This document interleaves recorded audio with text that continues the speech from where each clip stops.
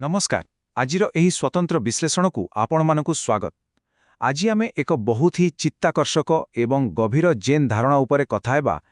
आमे मनीष माने पिंधुथिबा सामाजिक मुखा एवं आमर प्रकृत आभ्यंतरीण स्वभाव मध्यरे कौन पार्थक्य अछि ता आज आमे खूब सुंदर भाव बुझिबा।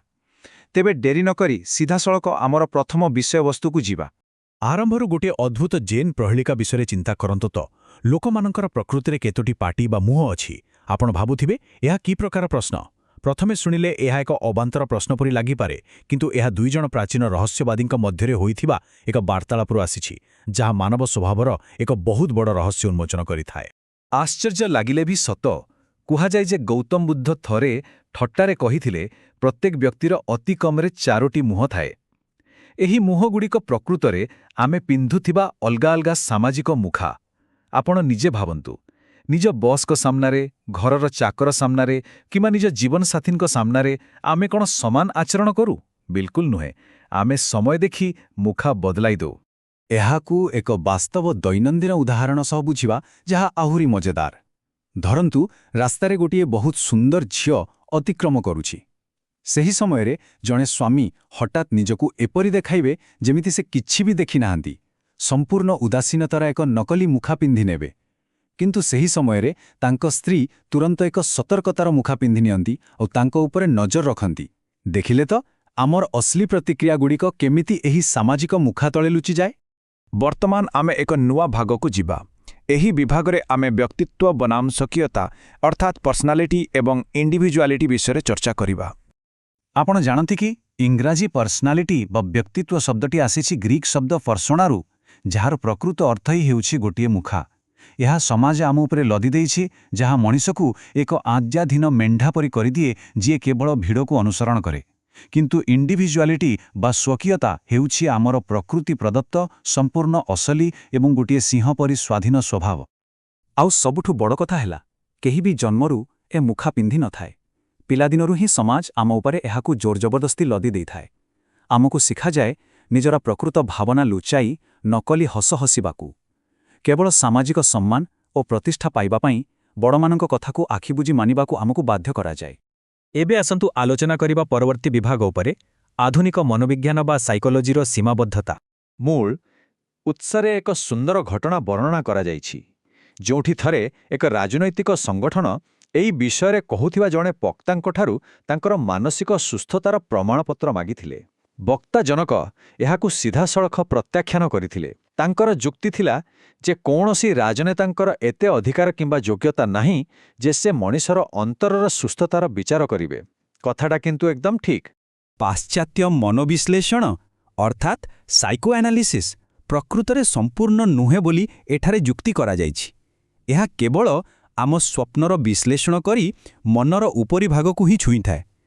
मनीषर असल गभीर आध्यात्मिक आवश्यकता किंबा मूल रोगकू ठीक करिबारे एहा विफल, कारण एहा केवल बाहर लक्षण उपरे ही काम करे। एही कथाकू आमे एक चमत्कार चित्र सह बुझिबा। आम मनटा समुद्ररे भासुथिबा गोटिए विशाल बरफ पहाड़ बा आइसबर्ग परी। जहा आमे देखुछु बा अनुभव करुछु ताहा मात्र 10%, जहाकी चेतनशील। बाकी 90% अचेतन मन पानी तले गभीर अंधकाररे लुचि रहिछि, जहा विषय आमर कौनसी धारणा नाही। आध्यात्मिक अंधत्व कौन से विषय गोटिए बहुत सुंदर कहानी रहिछि। जणे अंध तार्किक थिले। से जिद धरिले जे मोते आलोककू छुईबाकू किंबा सुंघिबाकू दिय। से जेपर्यंत निजे देखिबाकू सक्षम न होइथिले से पर्यंत आलोकर अस्तित्वकू आदौ मानिबाकू प्रस्तुत नथिले। एथिरु बुझा पड़े जीवनरे केवल तर्क उपरे निर्भर करिवार केते बड़ सीमाबद्धता रहिछि। आगको बढ़िबा वर्तमानर विभाग हेउछि मुखाकू फिंगी देबा, अर्थात एही नकली आवरणरू किपरि मुक्ति पाइबा। एहाकू बुझिबा पाई एक प्रभावशाली घटना शुणन्तु। थरे राजा प्रसेनजित गौतम बुद्धंकू भेटिबाकू आसिले। प्रथमे से गोटिए बहुमूल्य हीरा अर्पण कले, आउ तापरे गोटिए सुंदर पद्म फूल। किंतु आपण जानिले आश्चर्य हेबे, दुई थर जाको बुद्ध केवल गोटिए कथा ही कहिले, एहाकू तळे पकाई दियो। आपण कौन भाबुचंती बुद्ध कौन सतरे सेही हीरा बा फूलकू पकाई देबाकू कहूथिले? बिल्कुल नुहे। एहार प्रकृत उद्देश्य थिला राजा निजर सेही अहंकार किंबा सम्राट हेबार मुखाकू फोपाड़ी दियंतु, ଯାହାଫଳରେ ସେ କୌଣସି ପଦବୀର ଆବରଣ ବିନା କେବଳ ଜଣେ ସାଧାରଣ ଓ ପ୍ରକୃତ ମଣିଷ ହୋଇ ବୁଦ୍ଧଙ୍କ ସାମ୍ନାରେ ଛିଡ଼ା ହୋଇପାରିବେ। ଚାଲନ୍ତୁ ଏବେ ପରବର୍ତ୍ତୀ ବିଭାଗକୁ ଯିବା, ଯାହା ହେଉଛି ଜେନ୍ ସହିତ ଜାଗରଣ। ମୂଳ ଉତ୍ସରେ ଆମ ଶରୀରକୁ 3ଟି ସ୍ତରରେ ବର୍ଣ୍ଣନା କରାଯାଇଛି, ଯାହା ଆମ ପ୍ରକୃତ ସ୍ୱରୂପକୁ ଲୁଚାଇ ରଖିଥାଏ। ପ୍ରଥମଟି ହେଲା ଆମର ଏହି ଭୌତିକ ଶରୀର, ଯାହା ନଶ୍ୱର। ଦ୍ୱିତୀୟଟି ଆଲୋକରେ ତିଆରି ଆଷ୍ଟ୍ରାଲ ବା ତେଜସ ଶରୀର, ଆଉ ତୃତୀୟଟି ହେଉଛି ବାୟୁ ପରି ଏକ ସୂକ୍ଷ୍ମ ଶରୀର। ଏହି ସମସ୍ତ ସ୍ତରଗୁଡ଼ିକ ଆମର ସ୍ୱକୀୟତାକୁ ଆବୃତ କରି ରଖନ୍ତି। ଏହା ଉପରେ ଏକ ମଜାଦାର ଘଟଣା ଅଛି। ଥରେ ଜଣେ ଭିକ୍ଷୁ ଯାଇ ଜେନ୍ ଗୁରୁ ଫୁକେତ୍ସୁଙ୍କୁ ଅନୁରୋଧ କଲେ ଯେ ମୋତେ ଏହି 3ଟି ଶରୀର ଏବଂ 4ଟି ମୁହଁ ବିଷୟରେ ଟିକେ ବୁଝାନ୍ତୁ। ଜାଣନ୍ତି ଗୁରୁ କ'ଣ କଲେ? ସେ କୌଣସି ଲମ୍ବା ଭାଷଣ ନ ଦେଇ କେବଳ ନିଜ ଆଙ୍ଗୁଠିରେ ଚୁଟକିଟିଏ ବଜାଇଲେ ଆଉ କହିଲେ, ତୁମର ପାପ ନଷ୍ଟ ହୋଇଯାଅ। ଏହା ହିଁ ତ ଜେନ୍ର ସିଧାସଳଖ ଏବଂ ଚମତ୍କାର ଶୈଳୀ। ଏଠାରେ ଗୋଟିଏ ବହୁତ ଜରୁରୀ କଥା ଲକ୍ଷ୍ୟ କରିବାକୁ ହେବ। ପାଶ୍ଚାତ୍ୟ ଚିନ୍ତାଧାରା ପରି ଏଠାରେ ପାପର ଅର୍ଥ କୌଣସି ନୈତିକ ଖରାପ କାମ ବା ତ୍ରୁଟି ନୁହେଁ। ଜେନ୍ ଅନୁସାରେ ପାପ ହେଉଛି ଆଧ୍ୟାତ୍ମିକ ବିସ୍ମୃତି, ଅର୍ଥାତ୍ ଅଚେତନ ହୋଇ ଶୋଇ ରହିବା। ଏହାର ସିଧା ଅର୍ଥ ହେଲା ନିଜର ଚେତନାକୁ ଜାଗ୍ରତ କରିବା ହିଁ ଦୁନିଆର ଏକମାତ୍ର ପ୍ରକୃତ ପୁଣ୍ୟ। ସେହି ଗୁରୁ ଫୁକେତ୍ସୁଙ୍କୁ ଯେତେବେଳେ ପଚରାଗଲା ଯେ ଧ୍ୟାନ ବିନା କ'ଣ ବୁଦ୍ଧତ୍ୱ ମିଳିପାରିବ, ସେତେବେଳେ ସେ ଏକ ସୁନ୍ଦର କାବ୍ୟିକ ଉତ୍ତର ଦେଇଥିଲେ। ସୁବର୍ଣ୍ଣ କୁକୁଡ଼ାର ଡାକ ଯେମିତି ସକାଳ ହେବାର ସୂଚନା ଦିଏ, ସେମିତି ଆଧ୍ୟାତ୍ମିକ ଜାଗରଣ ପାଇଁ ଧ୍ୟାନ ହିଁ ଏକମାତ୍ର ପଥ। ଏହା ବିନା ଜାଗରଣ ଅସମ୍ଭବ। ଆମେ ଦେଖିଛେ ଅଧିକାଂଶ ଧର୍ମ ଲୋଭ କିମ୍ବା କ୍ରୋଧ ଭଳି ଖରାପ ଗୁଣରୂପକ ଗଛର ପତ୍ରଗୁଡ଼ିକୁ ଗୋଟି ଗୋଟି କରି କାଟିବାକୁ ଶିଖାନ୍ତି, ଯାହା ଏକ କେବେ ବି ନ ସରୁଥିବା ପ୍ରକ୍ରିୟା। କିନ୍ତୁ ଜେନ୍ ଦର୍ଶନ ଏମିତି କରେ ନାହିଁ।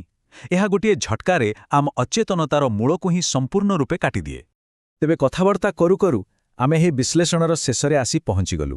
ଶେଷ କରିବା ପୂର୍ବରୁ ଗୋଟିଏ ଗଭୀର ପ୍ରଶ୍ନ ମୁଁ ଆପଣଙ୍କ ପାଇଁ ଛାଡ଼ିଯାଉଛି। ଟିକେ ଭାବନ୍ତୁ ତ, ଯେତେବେଳେ ସମାଜର ଏହି ସବୁ ନକଲି ମୁଖା ଖସିଯିବ, ସେତେବେଳେ ଆମ ଭିତରେ କେଉଁ ଅସଲି ସତ୍ୟ ବା ମଣିଷଟି ବାକି ରହିବ? ଏହି ପ୍ରଶ୍ନର ଉତ୍ତର ନିଜ ଭିତରେ ନିଶ୍ଚୟ ଖୋଜିବେ।